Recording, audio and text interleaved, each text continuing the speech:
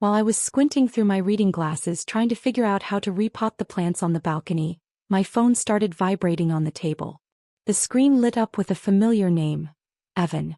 Right beside it was a photo of him holding baby Simon, both of them grinning so wide it felt like the sunshine had spilled right into my living room. My heart softened in an instant. I set down the little trowel, wiped my hands on my apron and quickly picked up the call. "Mom." Evan's voice came through, low and hurried, laced with a tiredness that had just a hint of childlike pleading. "Are you busy these days?" I chuckled. "I'm retired, sweetheart. What could I possibly be busy with?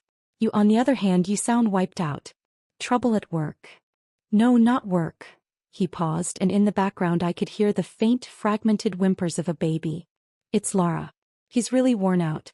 It's been nonstop with the baby day and night. He barely gets any sleep. She's lost so much weight." Before he could finish, Simon's cry suddenly pierced through the line, sharp, high-pitched and straight into my ear. Evan let out a long sigh, heavy with exhaustion and helplessness. "You hear that? When this little guy gets going, no one stands a chance. Mom, we're really at our limit. We need help." In that moment my heart tightened, pulled by the sound of my grandson's cries. He's barely over 3 months old, still in that soft, cuddly stage that melts your insides just from a photo. That little round face in the picture had already made me smile more than once. Lara had a C-section, and after the birth I had wanted to help. But her mother was staying over then and I didn't want to overstep. Now that her mom had gone, it was clear the two of them were in over their heads. "I'll be there," I said without a second thought. "Don't worry. I'll pack a bag tonight and buy a bus ticket first thing tomorrow. It's been years since my husband passed.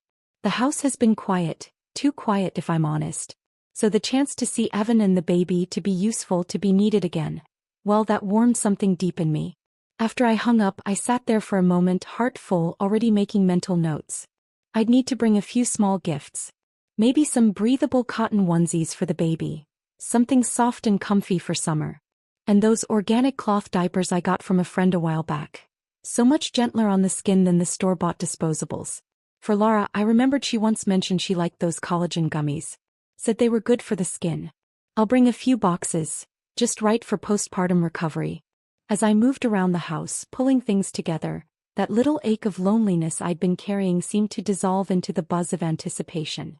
I even dug out an old parenting guide I'd saved, thinking I could brush up on how to make baby food or soothe colic with gentle massage.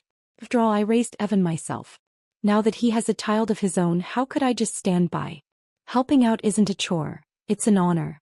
Even if it meant putting this old body to the test, it would be worth every ounce of effort.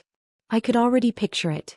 3 generations under one roof, the sound of laughter echoing through the halls, a sleeping baby curled up against my chest. Just the thought of it made me smile. The next morning I stood outside Evan's house, dragging a bulging suitcase behind me and cradling a gift bag in my arms.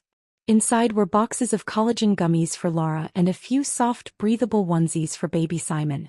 My heart was full of anticipation. The door swung open and Evan's familiar, beaming face peeked out. "Mom, you're here. Come in, let me grab your bag." He took the suitcase without missing a beat and parked it off to the side with casual ease. I leaned past his shoulder, taking in the living room. It was relatively tidy, but the air held that unmistakable scent of baby formula and diapers, laced with something damp and sour, like the stale remains of exhaustion and anxiety that had long settled into the walls. Lara emerged from the bedroom holding the baby. She wore a loose house dress, her hair tied up in a messy bun. Her face was pale, with dark circles shadowing her eyes. She glanced at me with a blank expression, gave a faint nod and murmured, "Chloe, you're here." Her voice was neutral, not warm, not cold, like someone greeting a distant neighbor who showed up unannounced. No smile, no welcome, just nothing. The warmth in my chest fizzled like a match dipped in water. Still, I forced myself to brush it off. Maybe she was just tired. Maybe it wasn't personal. I quickly pulled out the gift bag and held it out to her. "Lara, I know you've been run ragged lately, so I brought you some collagen gummies. They're supposed to help with skin recovery. Thought it might give you a little boost." She took the bag without looking inside. "Thanks," she said, her tone flat. Then she turned and disappeared back into the bedroom, gently shutting the door behind her. I was left standing there, hands still midair. For a second everything went still. The silence hung awkward and heavy. Evan scratched his head, looking sheepish. He rubbed his palms together and tried to redirect the moment. So, here's the thing, he began, hesitating. We're kind of tight on space right now. That little guest room's still full of stuff from Lara's pregnancy. Some baby gear we haven't used yet, the old crib, just clutter we haven't gotten around to. He glanced toward the corner of the living room. So, for now, would you mind crashing on the couch? Just for a few days. I'll clear out the room this weekend and set it up for you.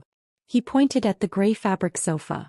It looked clean enough, but it was still just a couch. I followed his gesture and my heart gave a dull thud. The couch? In the living room? I hadn't come for a vacation, I knew that. I'd traveled all this way to help them with the baby. But not even a room with a door? Just the living room? No privacy, no quiet, just a shared space that would double as my bedroom? Any way you looked at it, it felt, The thought crept in uninvited. Am I just a live-in maid they didn't have to pay? But then I caught the look in Evan's eyes, that mix of apology and desperation. He stood there like a boy who knew he'd done something wrong but didn't know how to fix it. I swallowed the lump in my throat, tamped down the sting in my chest and managed a small smile. I patted his arm gently. It's fine really. The couch is wide enough. I'm just one person, I don't need much. Go do what you need to. Don't worry about me. Relief flooded his face. He looked like someone who'd just dropped a 50-pound backpack. Thank you. Really. Let me get you some water. He disappeared into the kitchen. I eased down onto the couch, my fingers grazing the coarse texture of the fabric. That quiet disappointment rippled through me, like a stone dropped into still water, sending out waves that didn't quite stop. Maybe he really would clear out the room this weekend. Maybe I was just reading too much into everything. Still, the way things felt, I couldn't help but wonder if they saw me less as mom and more as nanny deluxe. I let out a quiet, bitter laugh. That first night I got a real taste of what making do meant. The couch faced the sliding glass door to the balcony. It had a screen, sure, but in the heat of summer mosquitoes might as well have been airborne ninjas. That high-pitched buzzing circled my ears like a one-note concert in a closed room. My arms and legs were peppered with bites, itchy, red, and tender. Worse yet, there was no separate air conditioning in the living room. June in Connecticut can feel like a sealed sauna. The window had a mesh curtain, but I didn't dare open it too wide. Those bloodsuckers could sniff out body heat faster than a heat-seeking missile. I lay there sweating, skin clammy, every inch of me sticking to the cushion. And the couch itself? A betrayal in upholstery form. It wasn't a bed no matter how wide. Every time I shifted I had to be careful not to roll off the edge. The springs creaked with each movement, loud and jarring, like someone banging pots in a silent kitchen. Sleep was impossible. Add to that the fact I'd spent half the day on a long bus ride already worn out. And now here I was half awake all night, listening for Simon's next cry through the bedroom wall. I don't think I slept a single wink. Before the sun was even up, I heard that all too familiar sound, sharp, urgent cries that pierced straight through the quiet and tugged at something deep in my chest. I got up right away and tiptoed toward the master bedroom. The door was slightly ajar. Inside, Lara was holding Simon close, rocking him gently. Her forehead rested against his, brows furrowed in exhaustion. Evan was still lying in bed, completely still, sound asleep. Lara glanced up and saw me. Her expression froze for a second before she spoke, her tone edged with annoyance. "Chloe, why are you up so early? Did we wake you?" "Oh no, not at all. I was already awake," I said softly, trying to keep my tone light and easy. "I heard the baby crying and thought I'd check in." She didn't return my smile.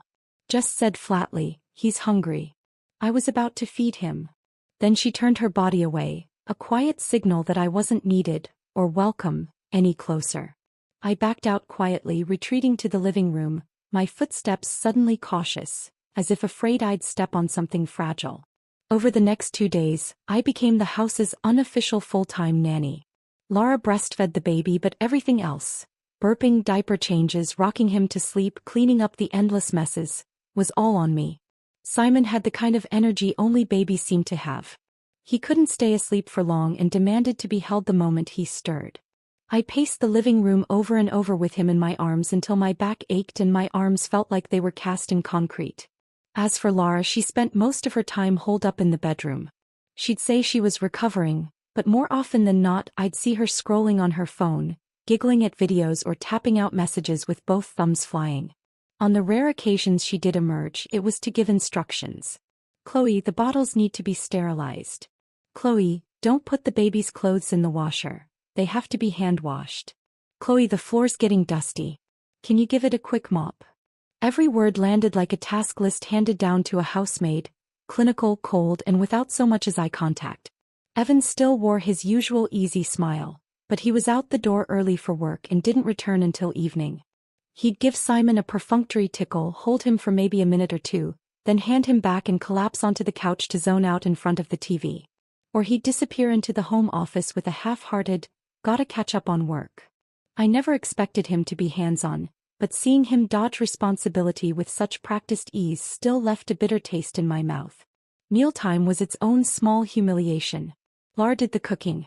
Her dishes were bold, heavily seasoned, garlic, black pepper, jalapeno hot sauce. She and Evan called it flavorful.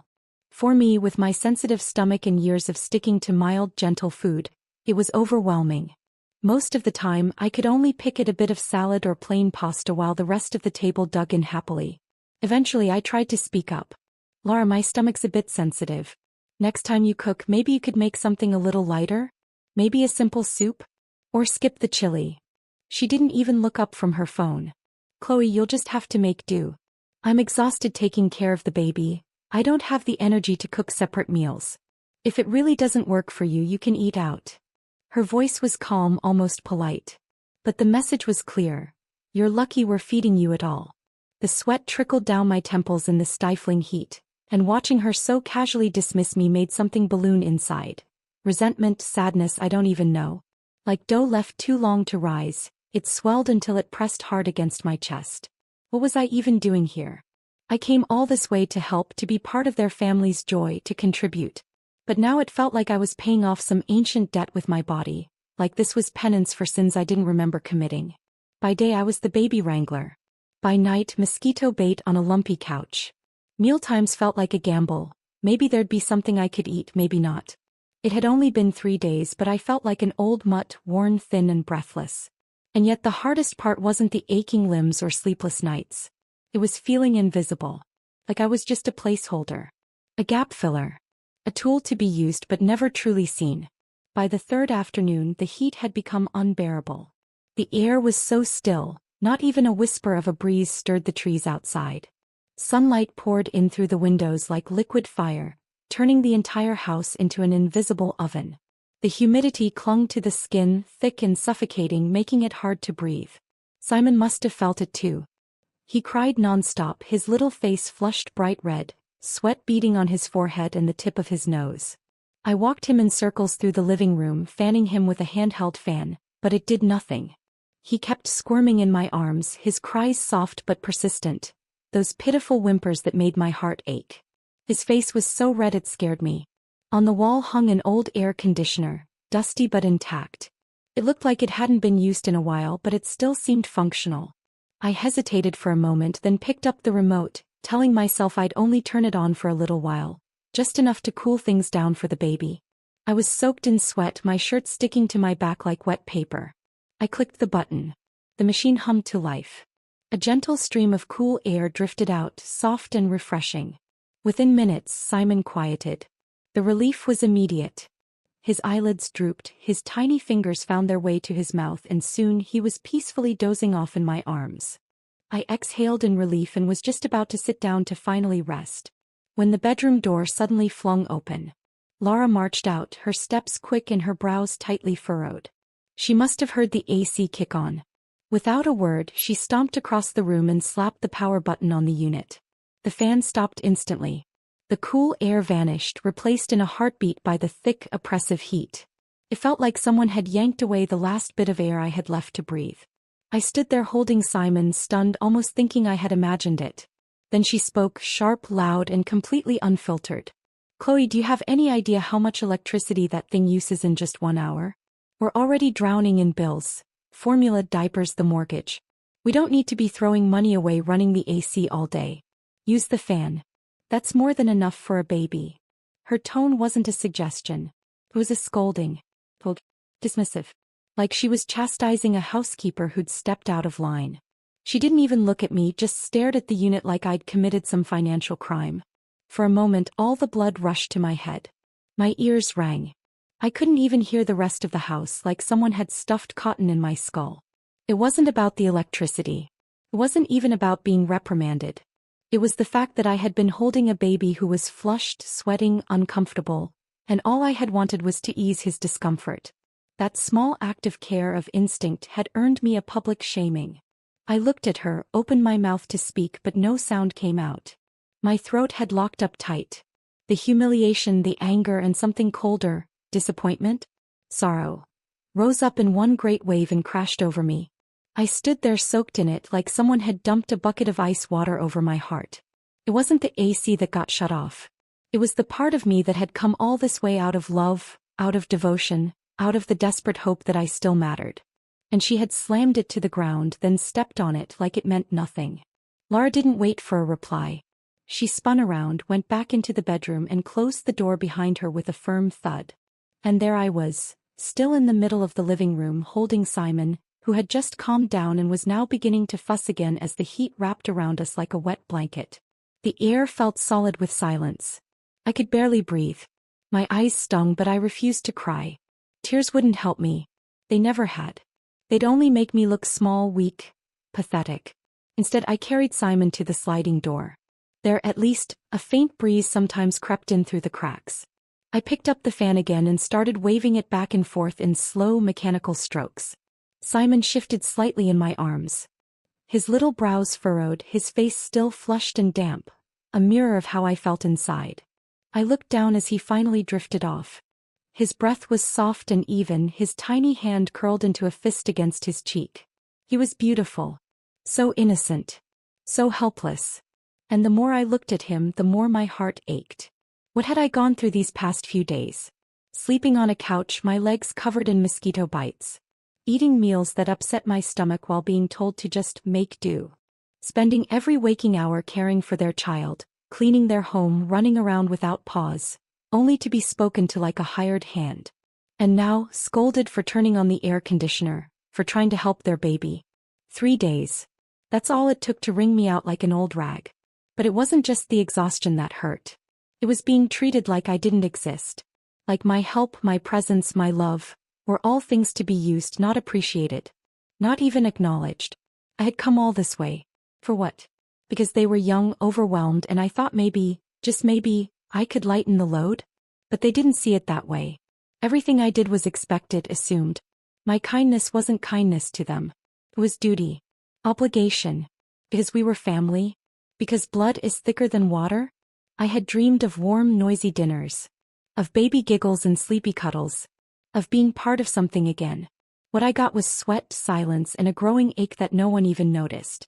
That old saying, the greatest sorrow is a heart gone cold, used to sound so dramatic. But now I understood. It wasn't rage.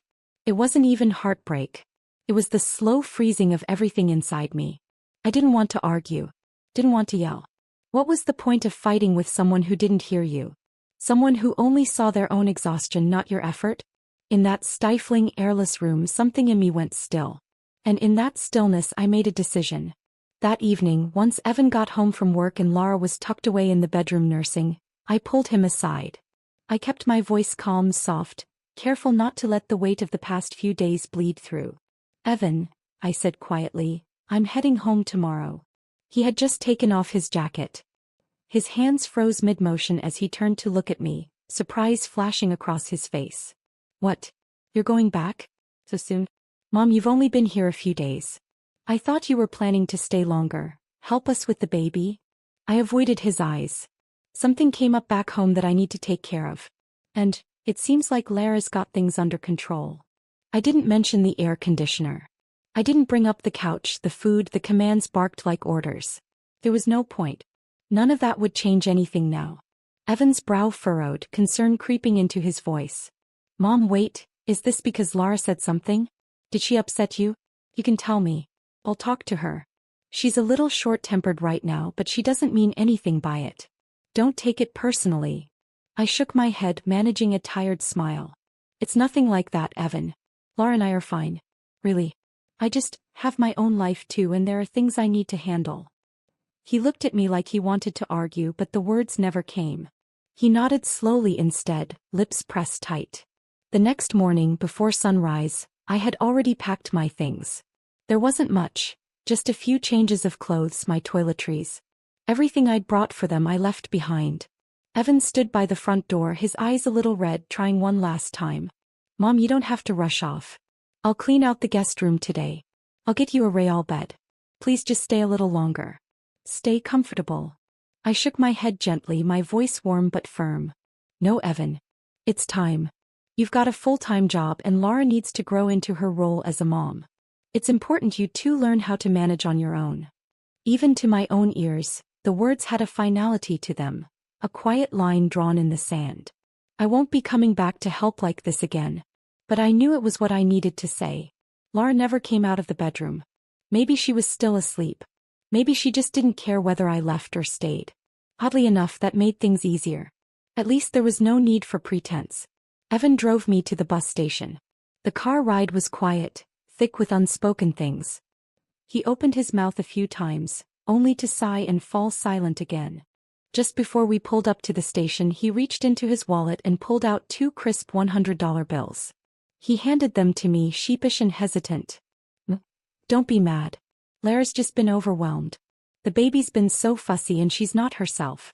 She didn't mean to be harsh. Here, please take this. Buy yourself something nice. I looked down at the money, a tangle of emotions rising inside me. Was it an apology? A payoff? Did he truly believe $200 could balance out the sleepless nights, the mosquito bites, the cold shoulders, the feeling of being invisible? I didn't take it. I gently pushed his hand back, my voice steady, though something between us had quietly shifted. I don't need it, Evan. Really. I have my own money. You hold on to it, you'll need every penny with a baby in the house. He didn't argue. Just folded the bills back into his wallet, his eyes downcast like he couldn't quite figure out what to say anymore. When the car rolled to a stop at the curb, I opened the door and stepped out, not giving him a chance to follow me inside. Call me when you get home, okay? He said softly from behind me, a note of uncertainty in his voice. I will, I answered, pulling my suitcase upright. Then I turned away and walked into the crowd without looking back. On the bus, as the scenery slid past in reverse, my heart grew still, quiet in a way it hadn't been in days. It wasn't anger. It wasn't even sadness. It was peace. A calm that came not from comfort but from clarity. When I turned the key and pushed open my front door, the familiar warmth of home rushed to greet me. The sunlight streamed through the floor-to-ceiling windows, spreading golden light across the hardwood floors, making them glow like honey. The stillness of the house felt like a long-overdue exhale. I stepped into the bedroom and collapsed face-first onto my bed, letting my body sink into the mattress. I took a deep breath. The scent of fresh laundry and sunlight lingered in the sheets. It smelled like peace, like something that belonged to me. The past few days at Evans felt like a strange, sobering dream, part absurdity, part awakening. I sat at the edge of the bed, eyes drifting up to the photo of my husband on the wall. His gentle smile stared back at me, warm and steady.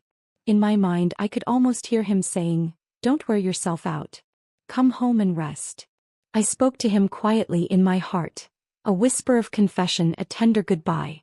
I remembered how we'd scraped and saved to help Evan buy his house. Back then my husband was still alive. We drained our retirement fund to cover the down payment. He's just starting out, we'd said. Life's hard enough. Let's give him a leg up. After my husband passed, I kept holding the line on my own. When Evan and Laura couldn't keep up with the mortgage, I offered, no, insisted, on covering $3,000 a month. And I kept it up for over 2 years. I believed that giving would earn gratitude. That love would beget love. But now, looking back, I see it clearly. The more I gave, the more they came to expect it. Not as generosity but as obligation. To the point that, in their eyes, this aging mother didn't even have the right to run the air conditioner for her overheated grandson. Those 3 days weren't just exhausting. They were clarifying, like a bucket of ice water dumped on a delusion I'd cradled for years. I used to believe that unconditional love for your child was something noble. Now I know that some people will never thank you. They'll only resent you for not giving more. The end of the month was approaching. Time to make that familiar transfer. I sat on my couch, my soft, clean, warm couch, and opened my banking app. The balance wasn't huge, but it was mine. It was the security I'd built for myself over a lifetime of saying, I'm fine, and I don't need much. As I stared at the screen, memories played like a reel. Lara's cold eyes as she shut off the AC, Evan's guilty silence, my sleepless nights on that narrow couch. Was it worth it? I whispered the question aloud. The answer came immediately. No, it wasn't. My finger hovered over the familiar transfer page, but I didn't press it. Instead, I opened a travel site. Searched for short trips along the Portland coast. Then I browsed through the community college catalog. Intro to illustration, beginner's pottery.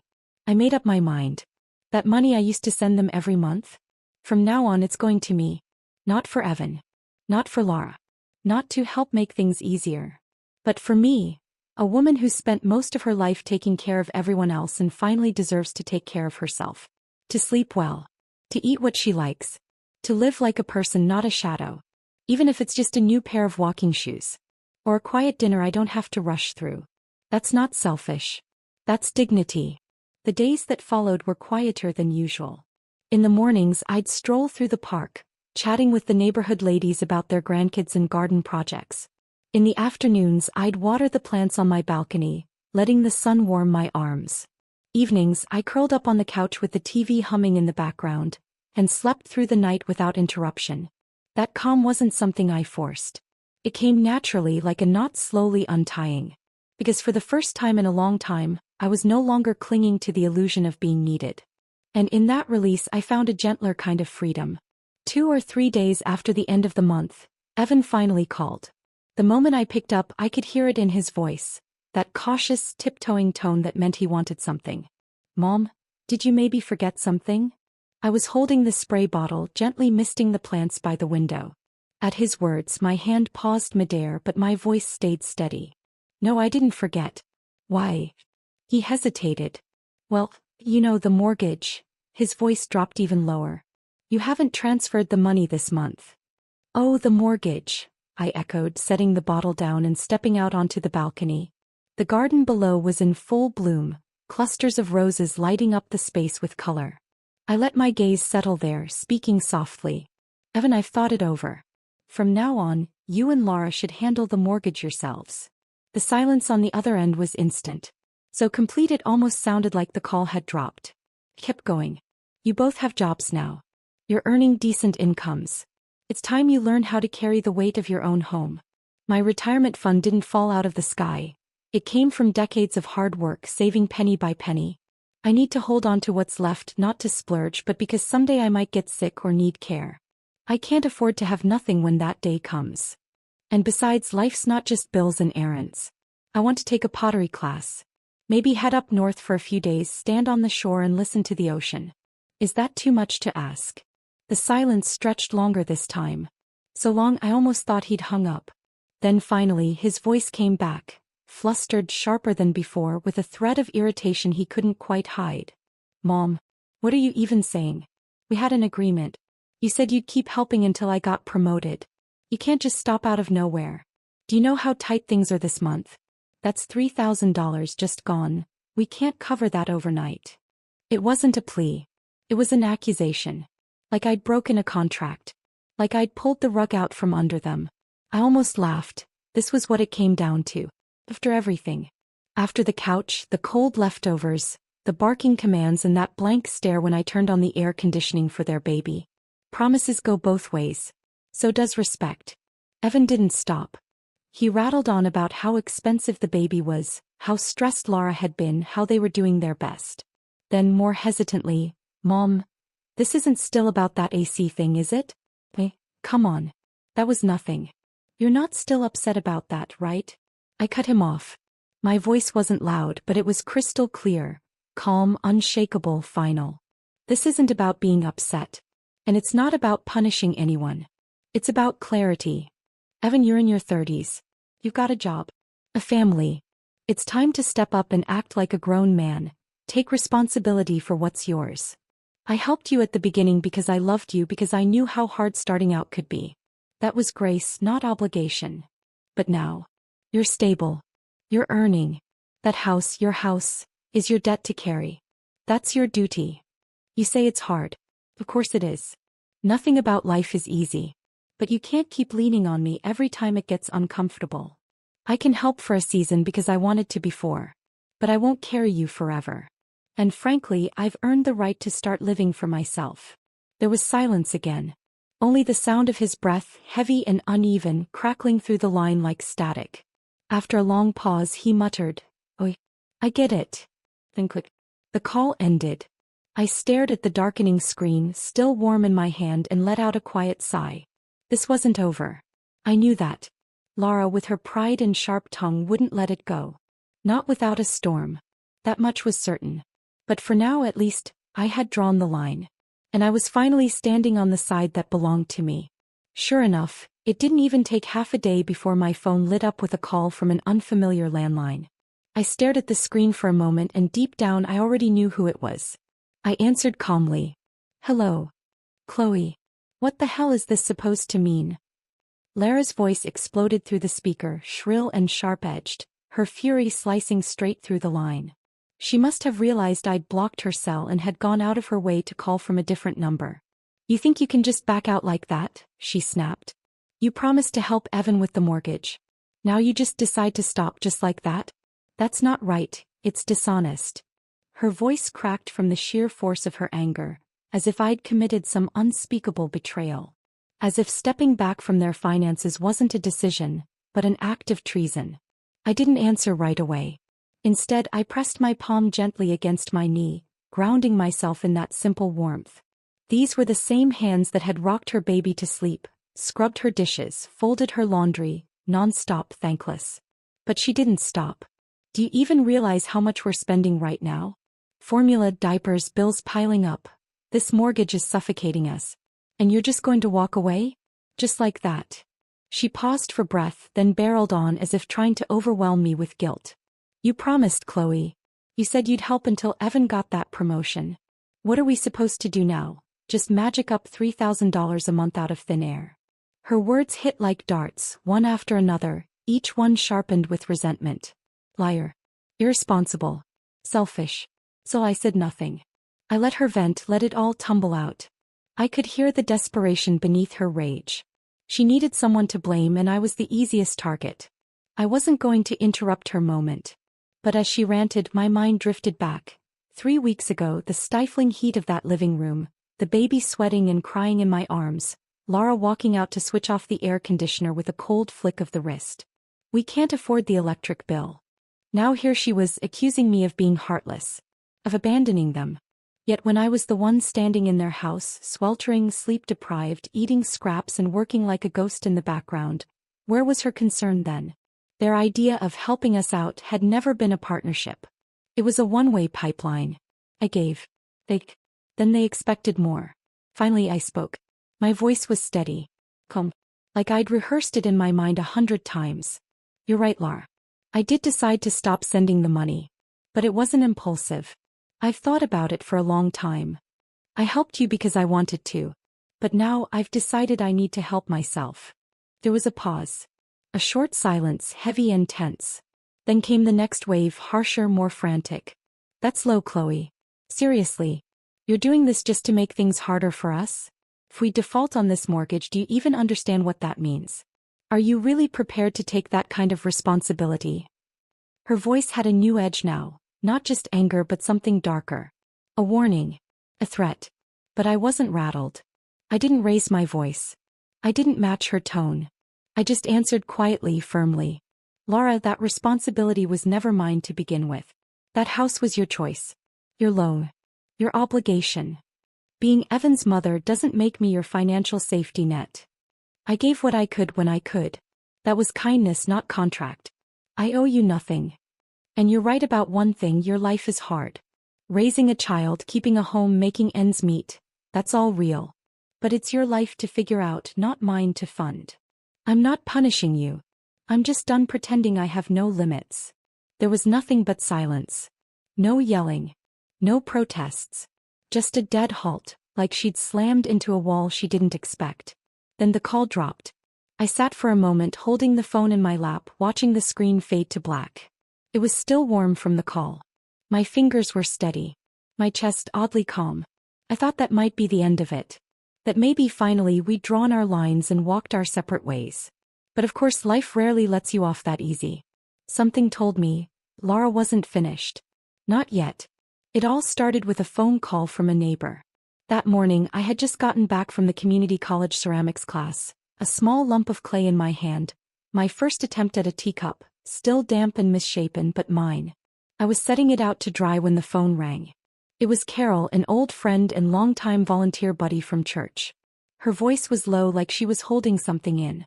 "Chloe, is everything okay with your daughter-in-law? Laura came by the rec center today. Said you cut them off financially and called her a freeloader. Said you accused her of bleeding the family dry and driving her into postpartum depression." My hand jerked. The teacup nearly slipped from my fingers. "She said that at the center?" I asked. "She said it in a few places," Carol replied. At first I didn't pay much attention. But today she came back and doubled down.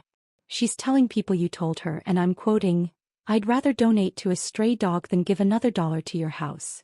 She's even showing people pictures." "Chloe, did you really say that?" I closed my eyes for a beat, pressing down the rising heat behind them. "Thanks for telling me, Carol," I said, my voice calm. "But no. I didn't say that." "I didn't think so," she sighed. "But people are talking. Saying you're cold, cruel. That you've turned your back on a poor new mom." After we hung up, I opened the community group chat on my phone. The group was called Sunnybrook Neighbors United. Over 100 members. I scrolled up and found it quickly. Laura had posted a screenshot of a private message. It was a chat log showing a message from me. "Sometimes dogs are kinder than people. At least they know how to be grateful." And beneath that she'd written, "Some people think I'm a dog, apparently." The post was already lighting up with likes, shares, and concerned comments. I closed my eyes again. I remembered the message. It was mine, sent privately to an old friend the day I finally cut off Evan and Laura. That friend had texted me, "You're too soft." I'd responded, half joking, half bitter, "Sometimes dogs are kinder than people." Never once did I think that message would end up plastered on the town's bulletin board. And then there was another post. A photo of the cotton onesies I'd handpicked from the mall last month, back when I still believed Laura might someday say, "Thank you." Now they were listed on a resale platform. The caption read, "Brand new. Never worn. Gift from Emile but way too outdated. DM if interested."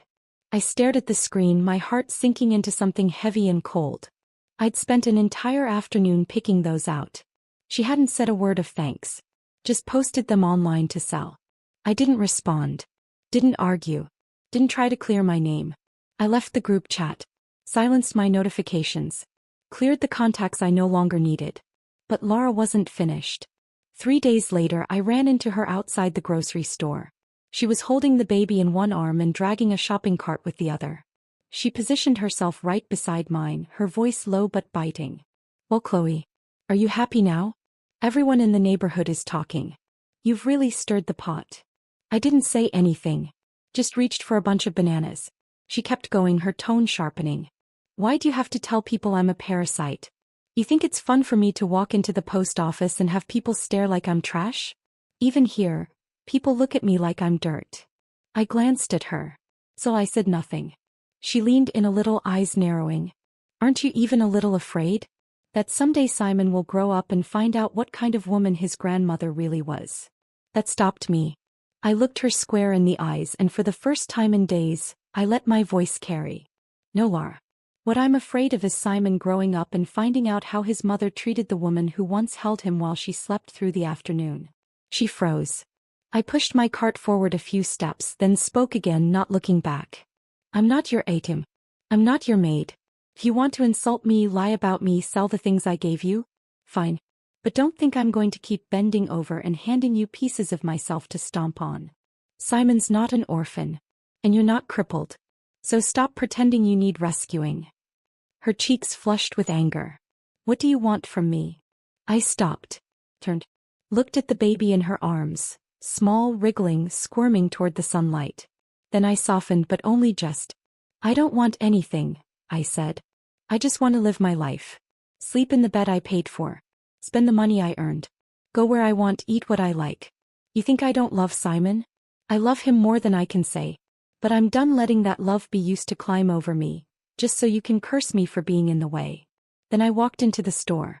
Behind me I heard Simon's whimper, the start of a baby's cry. Laura didn't follow. That evening I slipped into my loungewear, put the kettle on, and prepared a basin of hot water for a quiet foot soak. The steam rose in gentle curls, and for the first time in a long while, my little home felt calm, almost untouched by the noise of the past few weeks. Then my phone buzzed. It was Evan. We hadn't spoken since that day at the store. His message was short. Mom, I'm sorry. I know Laura went too far this time. I stared at the words, my thumb hovering over the screen. But I didn't reply.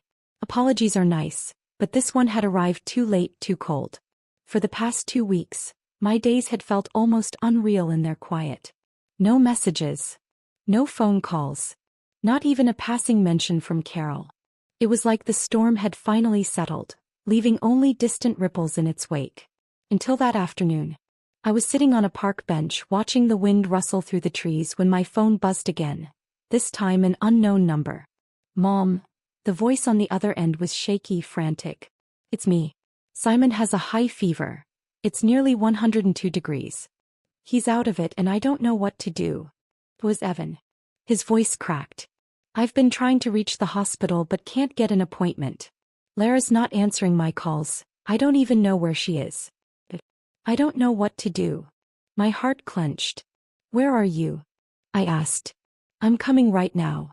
He gave me the name of the hospital and I grabbed my bag without a second thought. I didn't think about the past. I didn't think about what had been said or unsaid. All I knew was, my grandson was sick, and I was needed.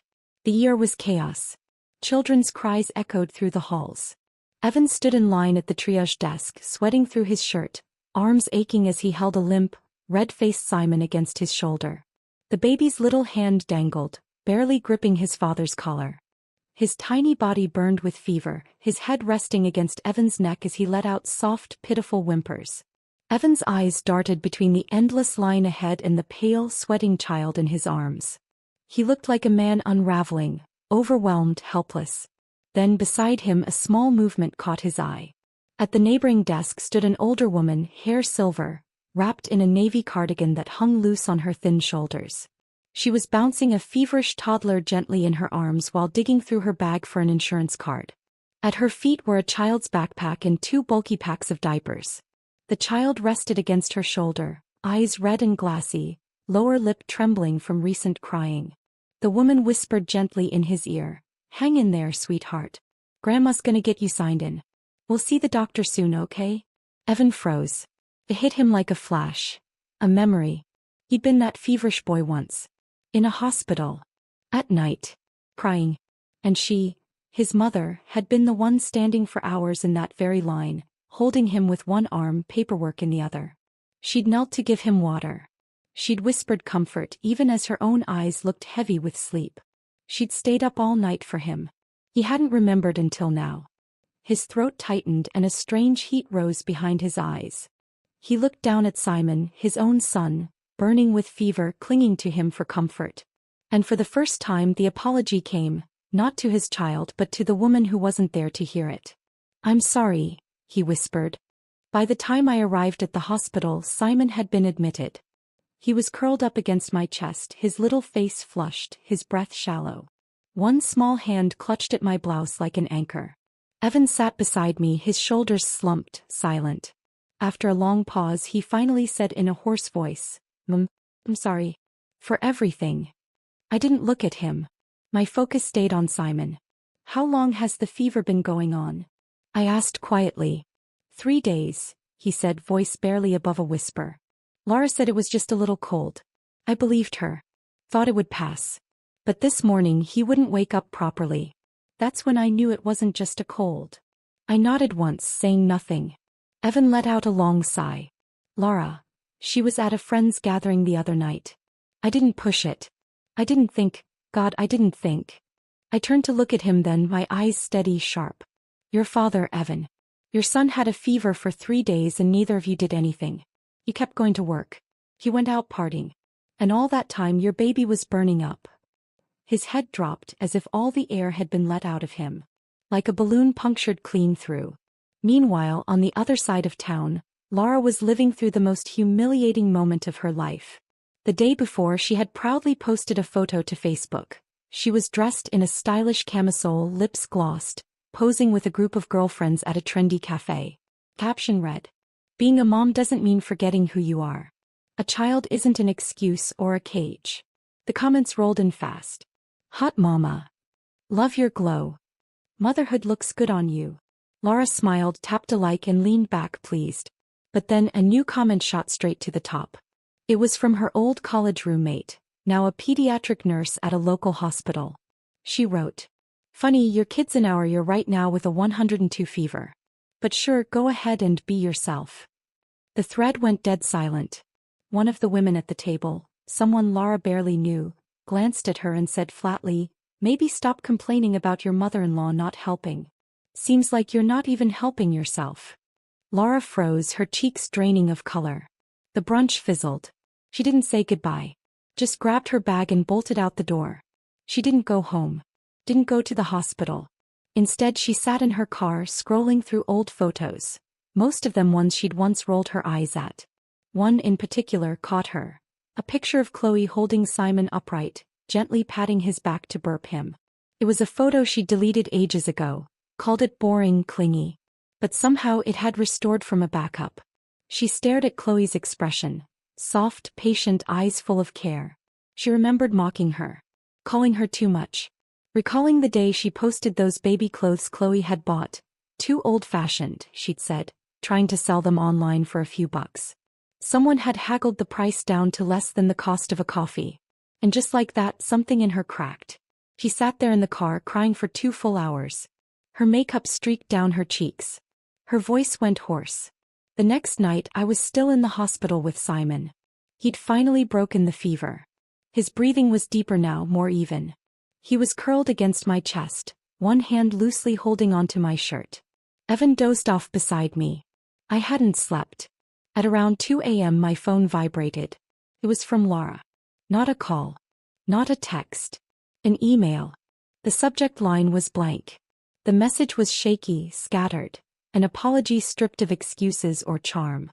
She wrote, "I blamed our problems on mother-in-law drama, when the truth is I was lazy. I lied about what you said.